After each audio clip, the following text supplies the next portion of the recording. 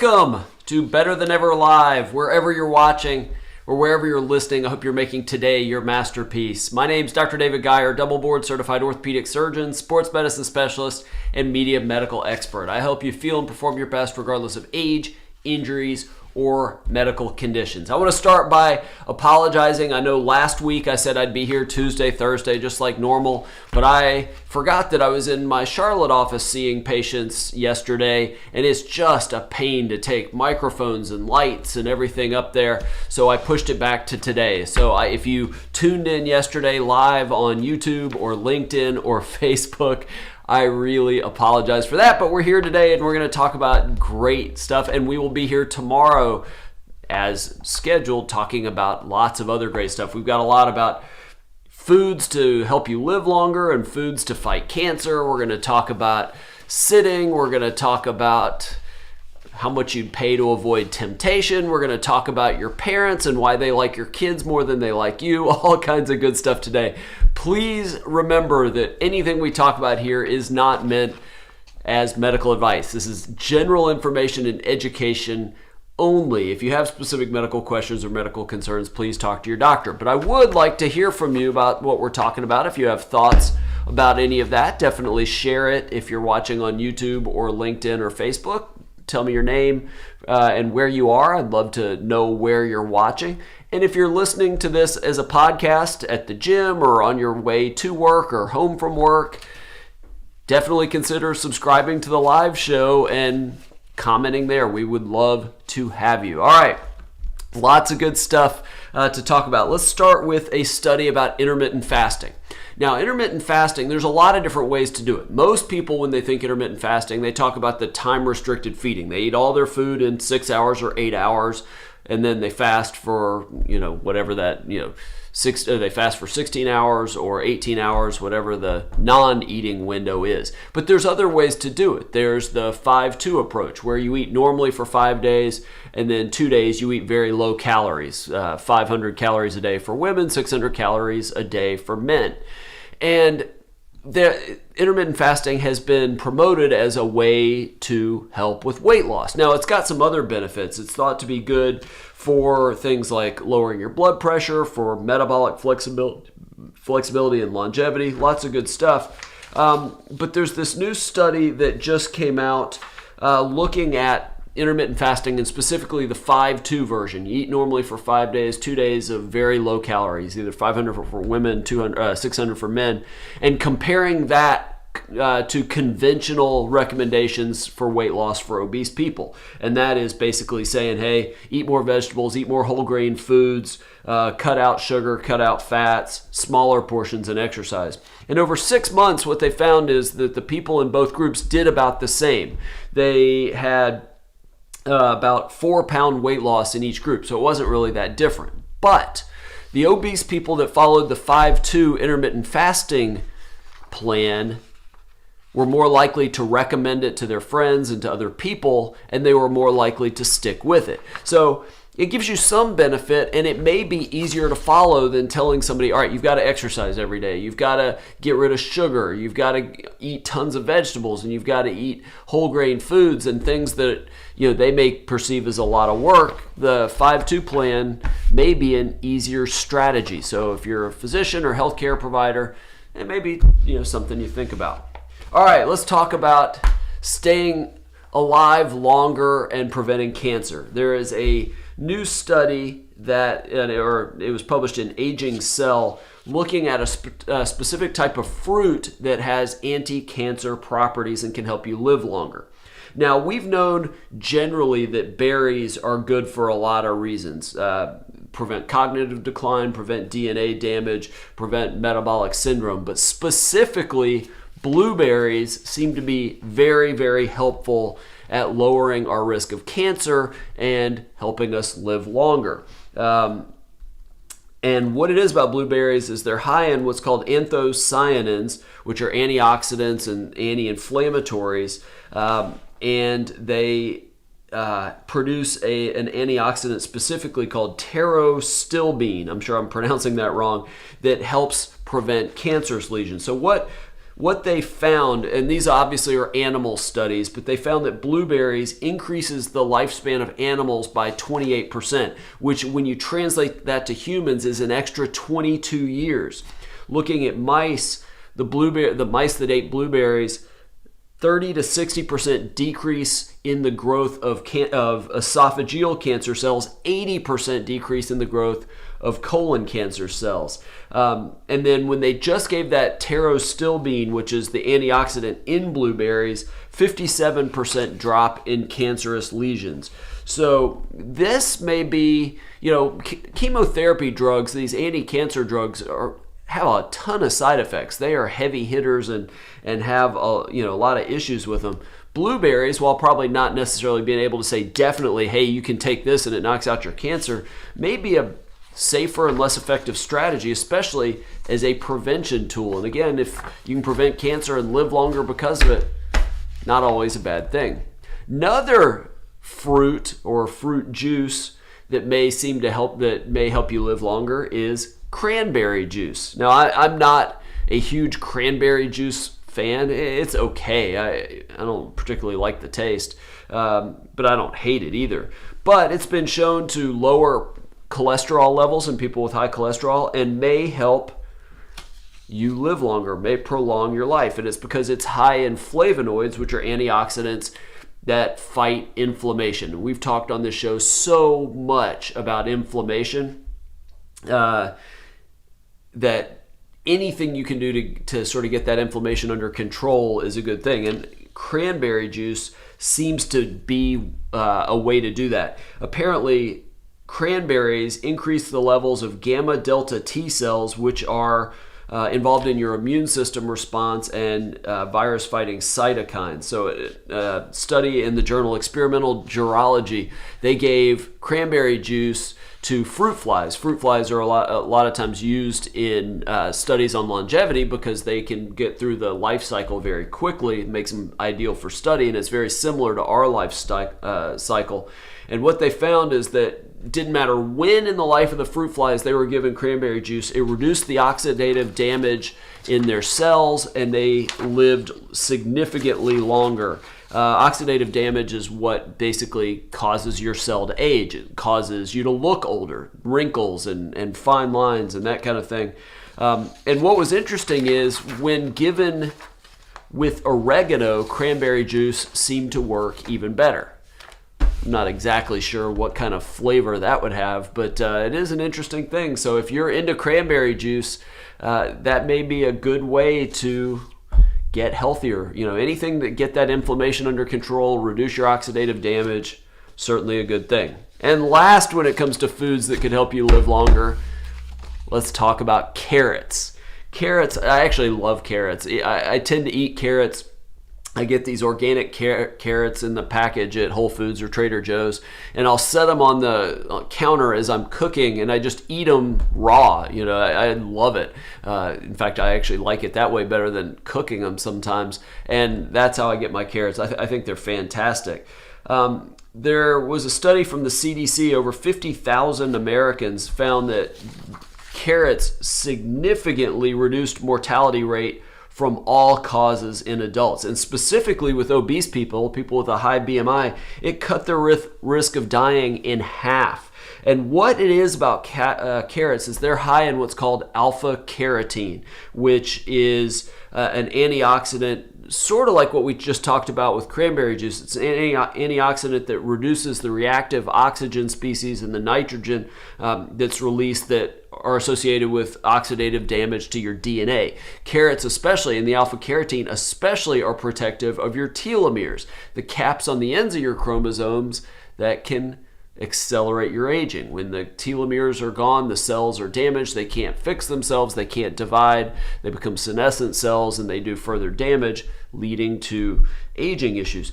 The alpha carotenes are also thought to have a preventative effect on plaque formation in brain cells. So we talked about eating more blueberries, potentially drinking more cranberry juice, and eating more carrots. The funny thing is, the article that I saw this about carrots, and I don't know if this is true, and maybe this is because it was a British study, says that 50% of our average vegetable intake comes from just 4 sources: tomatoes, onions, peas, and carrots.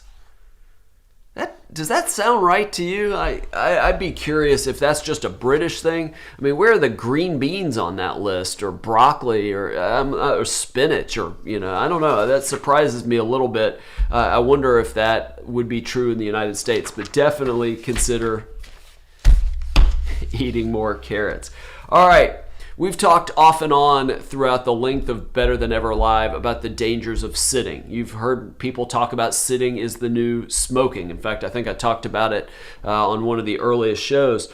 The average American sits for 7.7 hours a day. Once you hit sort of older ages, 60 to 69, that goes up to about 8.5 hours a day. And it's got all kinds of different health risks. I won't get into it now.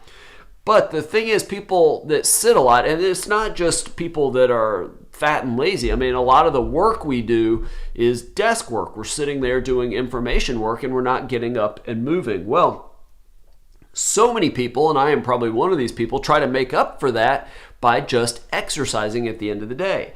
The problem is sitting cancels out a lot of the benefits of that exercise. And this was a study from The Lancet, one of the big medical journals, says that basically 2 hours of sitting cancels out a 20-minute run. Every unit of sitting cancels out about 8% of the benefits of your exercise. So if you run for an hour in the morning and then turn right around and sit for 10 hours a day at work, you're going to lose 80% of the benefits of that 1 hour run.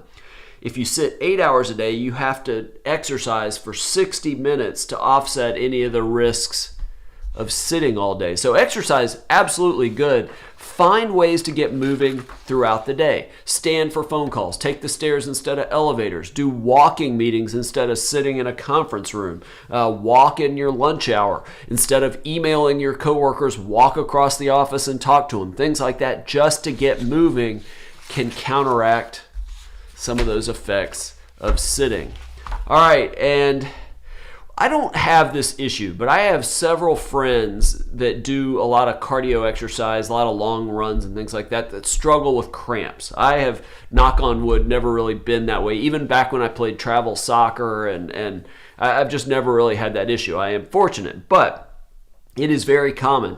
39% of runners, 60% of cyclists deal with muscle cramps.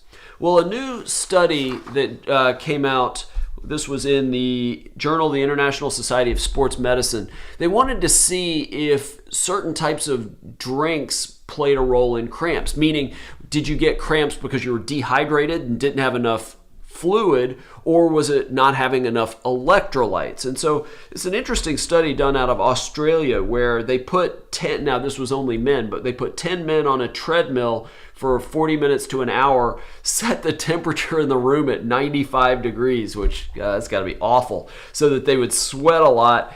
They'd end up losing between 1.5% and 2% of their body weight. Then they were given a drink after exercise. Half got just plain water, half got water with electrolytes. Then what they did is they took all the people and did electrical muscle stimulation to their calves. And the higher the frequency that it required to make that muscle cramp, the more resistant they were to cramping, if that makes sense. If they would cramp with very little stimulation, then they were very prone to cramp. And what they found is the people that when they had water with electrolytes tended to need much higher frequencies of muscle stimulation to cause cramping, meaning that the electrolyte-filled drinks seem to do a much better job of preventing muscle cramps than did just plain water. Now, there's a lot of different things to think about there. Not everybody cramps for the same reasons, but generally, and if you're just doing 10, 15 minutes, plain water is probably fine. You can do plain water with electrolytes, that's great. I'm not a huge fan of sports drinks that are filled with sugar. I feel like very few people exercise long enough to need all that sugar. You really need to get at least 45 minutes to an hour before you need any of that. But there are electrolyte solutions or tablets that you can drop into plain water to get your electrolytes without all the unnecessary calories. And as this study shows, if you're prone to cramping, it might help you prevent a cramp. Okay, in my neck of the woods over the years, I did orthopedic surgery, and you get people after bad injuries, whether it's sports medicine type things, ACLs, things like that, or if it's after traumas, car wrecks, and things like that, where they have broken bones, and then they can't be very active, and that is very damaging. If your muscles aren't moving, it's very damaging to the arteries, say in your leg, and can lead to issues, vascular disease and cardiovascular disease. And this is really interesting. There's a new study done out at BYU that looked at, all right, so if you can't exercise, could another type of treatment sort of replicate the benefits to your vascular system, to your arteries, as opposed to exercise? And what they wanted to test was passive heat therapy.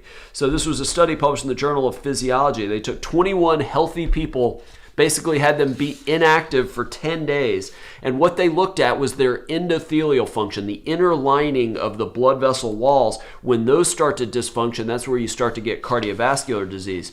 What they found was that the people that were in the group that just did nothing for 10 days, their arterial health dropped 30%. But the group that got the passive heat therapy, which is a treatment where these radio waves basically heat up the muscles, it's called pulsed shortwave diathermy, they didn't have any change in their vascular function, their arterial health, the endothelial health at all. So, you're thinking older people after significant injuries where they can't do anything real physical, this may be a treatment that preserves their health until they can start being active. I think this is really interesting. I will tell you, I don't really know places, at least here in the United States, or where I am here in Charleston, South Carolina, that has this kind of passive heat therapy, or if they do, I haven't heard about it. I don't, physical therapists, or I'm not sure who does it, but it is kind of an interesting thing to think about as potentially some way to maintain your health, especially your arterial health, while you're recovering from an injury. One of the interesting things about exercise is, and especially with cardiovascular exercise, runners are the best example of this, is the runner's high, or the post-workout endorphins and that great feeling you get after exercise. And the question is, why is that? Why do you get that? Well, a new study, I think this is fascinating, a new study in the journal Gut Microbes found that, especially in people with arthritis, our bodies create substances, and especially our guts create substances in response to the exercise that lower inflammation, that reduce pain, and make us feel better.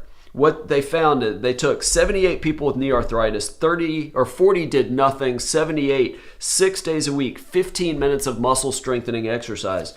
What they found is that people produce in their guts anti-inflammatory substances and what's called endocannabinoids, very much like marijuana. Substances that naturally produced in our guts, naturally produced in our body, that make us happier, better mood, more energy, improves our appetite, lowers our pain levels. So there may be something, especially if in people with arthritis, the more exercise, the better in terms of making you feel better, reducing your pain, all of that. And it could be from these cannabis-like substances coming from your gut in response to that exercise. Speaking of exercise and knee arthritis, a study that was, it was a systematic review. They looked at 43 MRI studies to answer that age-old question, does running cause knee arthritis? We've heard that for years. I mean, in my training in orthopedic surgery, I remember some of the attending surgeons telling patients that, you run long enough, you're eventually going to get arthritis. The problem is there's almost no proof of that. And so in this new systematic review, the 43 MRI studies, there was no evidence that running causes either short-term or long-term damage to the cartilage in the knee. But half the population eventually develops arthritis. So what can we do to maintain the health of our cartilage? Well, one way would be to keep exercising. One of the things we talk about with people is, all right, it hurts in your knee because of this arthritis, so I'll do non-impact exercise. I'll swim or I'll lift weights, things like that, walk on, pool walking, that kind of thing. And that actually, according to this study, may actually be counterproductive. Basically, when you're putting weight on that arthritic knee with walking or running, you think of the cartilage sort of like a sponge. So that pressure gets rid of all sort of the waste material in the cartilage and then absorbs nutrients. So that weight-bearing activity may actually be beneficial. Another thing that you might consider trying are shorter, more frequent workouts. Cartilage can basically withstand stress for a certain period of time. More than that, you start to get issues. And so maybe if you're starting to develop knee pain and some early arthritis, instead of 60-minute runs, maybe you do several 20-minute runs, things like that. Instead of playing tennis for 2 hours, maybe you play 3 times a week for 40 minutes or something like that, to try to get the same amount of exercise just without as much impact on the cartilage. They also recommend, when you're about to do, they call it the weekend warrior effect, when you're going to be doing a lot of physical activity. You're going on a ski trip, or you've got a lot of stuff coming up and you're going to work really hard on the weekend, whatever it is, do some strengthening of the muscles around your knee before that to kind of get them ready and to take stress off of that joint. And then their biggest recommendation would be to avoid injuries. That things like ACL tears and meniscus tears, you do structural damage to your knee, that sets off, especially ACL, sets you down a pathway of developing arthritis down the road. And that could certainly be true. My only issue with this study, and I absolutely agree that you cannot convince me that running is going to cause anybody to have arthritis. You can develop arthritis whether or not you run. There are tons of overweight, very sedentary people that develop knee osteoarthritis. So I'm not convinced that running has anything to do with it. That whole wear and tear, tread on a tire analogy, I think is very misguided. Arthritis, osteoarthritis especially, has a whole lot to do with inflammation and degradative enzymes and inflammatory cytokines in your knee that are breaking down cartilage. And you've got to get that under control as a way to prevent or limit the damage from arthritis, maybe even treat it. And there's a lot of ways to do that. Maybe we'll talk about that in a future show, but don't give up running or other exercise if you have arthritis. If you get a doctor that tells you that, hey, you've got arthritis, you need to stop, find another doctor. Come see me anytime. That advice is old and outdated and not really true anymore. A few weeks ago, I talked about a study about how fit people seem to drink more alcohol, and I wanted to follow up on that quickly. If you don't remember, it was a study out of Dallas. They studied 38,000 adults between age 20 and 86. Had them do a run to exhaustion test on a treadmill and then place them into 5 fitness categories, from low fitness, moderate, all the way up to high fitness. And then based on surveys, figured out how much they drank on a given week. And basically the moderate and highly fit people were much more likely to be moderate or heavy drinkers. And they attributed it to the licensing effect. Basically, you do something good, exercise, so now I deserve to get to do something bad. Drink the wine or beer or whatever it is. And there may be some truth to that. But one of the interesting things about that study that didn't get a lot of attention was that based on that questionnaire they all filled out, 13% of the people in the study met the definition of alcohol dependency.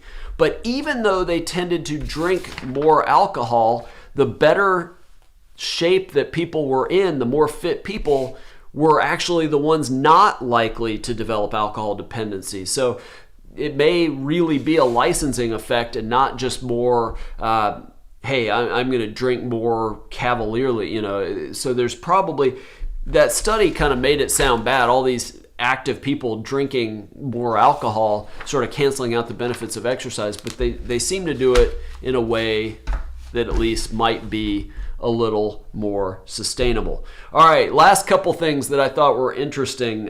There's a study published in the Proceedings of the Royal Society B looking at why your parents, your mom specifically, seems to like your kids better than you, seems to like her grandkids better than her own children. I think this is fascinating.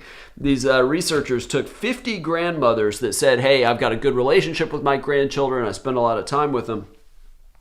put them on MRIs or functional MRI machines to study the blood flow to different parts of their brain, and then showed them pictures of their grandchildren, kids they didn't know, their children, the adults, and then adults they didn't know. Probably not surprising. The brain showed more activity when the women saw their grandchildren compared to kids they didn't know. That doesn't surprise you at all. But what might be surprising is that they showed stronger emotional empathy based on the functional MRIs when they looked at pictures of their grandchildren than they did their children. So there is something biological going on, with women as they get older, that they seem to have more caring or more ability to feel the needs and the wants of grandchildren, maybe compared to their kids. They don't give an explanation for it. The study's not really set up for that. But if you always get the sense when you visit home, you bring your kids and you visit your grandparents or your parents, their grandparents, and they seem to be more interested in your kids than you, it may be biology and not anything else than that. Now, it could be, they just may not like you. That's certainly possible too. But it may be, or they just may really like your kids. Maybe something else. And then last, I've told you guys so many times, I am fascinated by behavioral science and behavioral economics. And this is a concept that comes straight from the behavioral science world, and that's figuring out ways to do healthy things and avoid unhealthy things. Basically avoiding temptation. This past Thanksgiving, perfect example. How many of you ate tons and tons and tons of food? Get this. Over Thanksgiving, 27% consumed between 7 and 10 pounds of food on Thanksgiving Day. 7 to 10 pounds of food.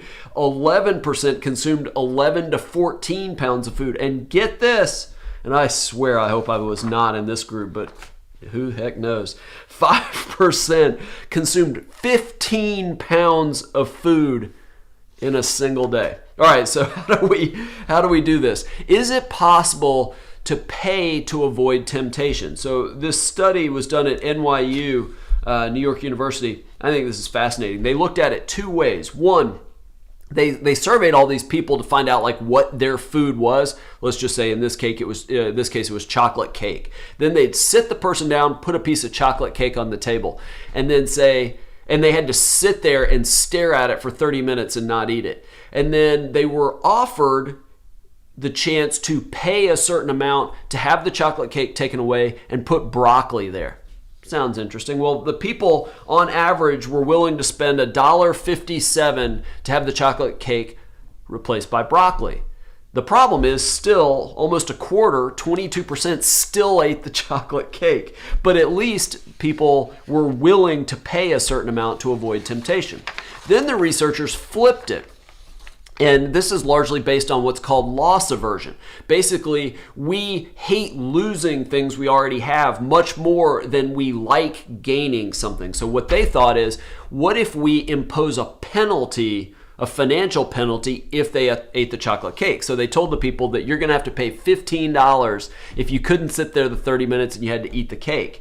And what they basically found was, and they tried to figure out what they would be willing to give up to avoid that risk. And people were willing to pay $2.85 to have it taken away if there was going to be a $15 penalty, and nobody ended up eating the cake. So I don't know if there's necessarily something to act on, but this is why I bring it up.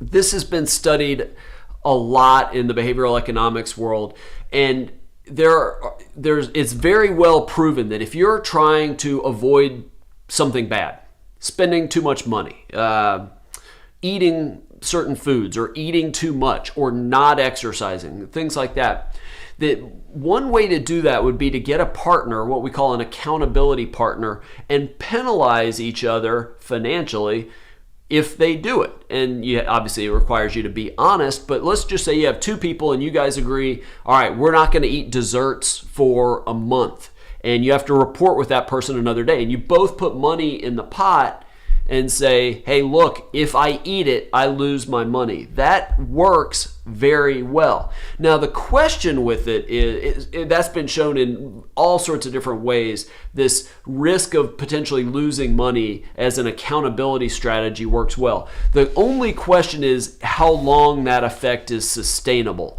But still, if you want to commit, as we're heading into the holiday season, to a New Year's resolution. Let's just say, all right, I'm going to cut out sweets after dinner, or I'm going to exercise every day, whatever it is. One of the things you might think about, especially if this is something that's going to be hard for you, get a partner and you guys working on the same goal preferably, but you could even figure out a way to do it with two different goals.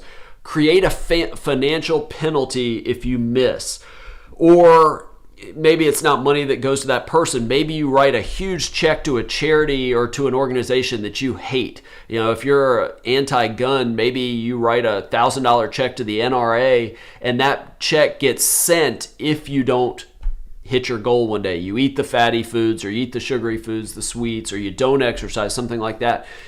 Work with a partner to establish a penalty, and that might be a very effective way to stay healthy. All right, that's all I've got today. Again, this is sort of an extra one because I missed the show yesterday. I will be back here tomorrow. If you have thoughts on any of that, I would love to know. I'm